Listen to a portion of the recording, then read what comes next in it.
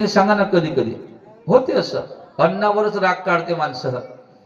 सकाळपासून पोटात अन्नाचा कण नाही, एकादशी कळत नाही म्हणे, उपवास कळत नाही, पण पोटात काही नाही एवढं मात्र खरं आहे. आता त्या सेवकांना असं वाटलं एकादशी करणार तर कोणी सापडलं नाही, योगायोग ही उपवासी तर आहे ना, चल म्हणे बाबा.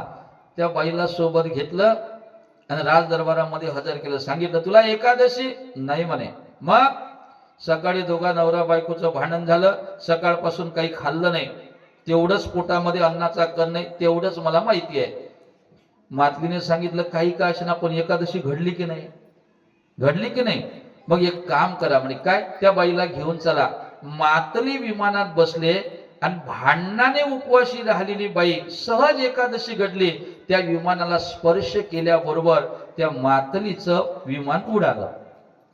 आता विचार करा, एकादशी केली का? नाही नाही, सहज भांडणाने ती एकादशी घडल्या गेली, सहज घडली, चुकून घडल्या गेली.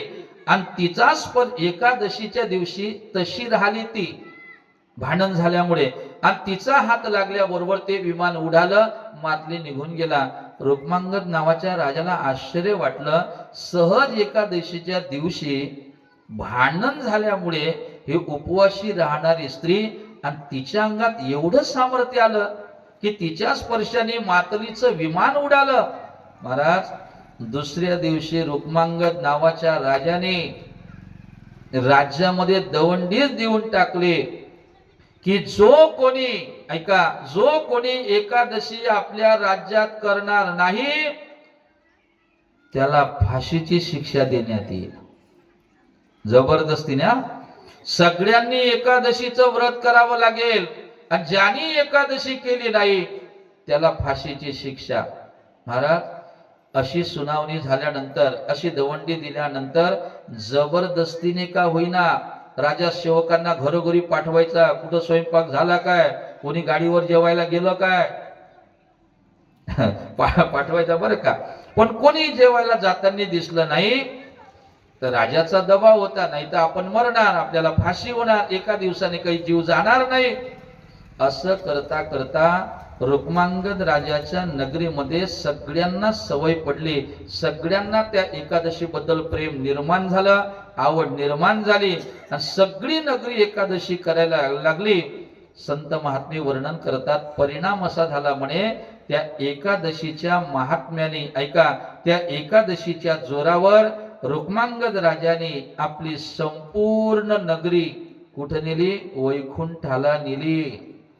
सगळ्यांना वैकुंठाला नेलं. रुक्मांगदा कारणे एकादशीचा छंद तिने परमानंद प्रगटला. त्या रुक्मांगद राजाने संपूर्ण नगरी आपली वैकुंठाला नेली. त्याचं कारण जर काय असेल तर एकादशीचं महात्म्य. म्हणून सर्वांना पुनश्च हात जोडून विनंती करतो की खरंच आपण प्रयत्न करा ना. हा थोडासा त्रास होईल, मग काही लोक बाहेर बसणारे, काही लोक ऐकणारे, न करणारे म्हणतील यांना कोणते काम असते, दिवसभर पसरते, ऐक नाही, यांना एकादशी भारी जात नाही, असं काही नाही. जुने लोक बघा तुम्ही, काही गावामध्ये काम करणारे लोक सुद्धा एकादशी करतात. करत नाही असं नाही, करतात ना. अरे तुम्ही पोटभर फराळाचं करा, पोटभर करा, पण तरीही एकादशी करण्याचा प्रयत्न करा. मी सांगतो म्हणून नाही, संत सांगतात म्हणून करा. फार मोठं एकादशीचं महात्म्य आहे, आपल्या कल्याणाचं ते एक साधन आहे. म्हणून बाबांनी थोडंसं सांगितलं, तेवढं एकादशी बद्दल बोलण्याचा प्रयत्न केला. अधिक एकादशीला काय करावं, काय करू नये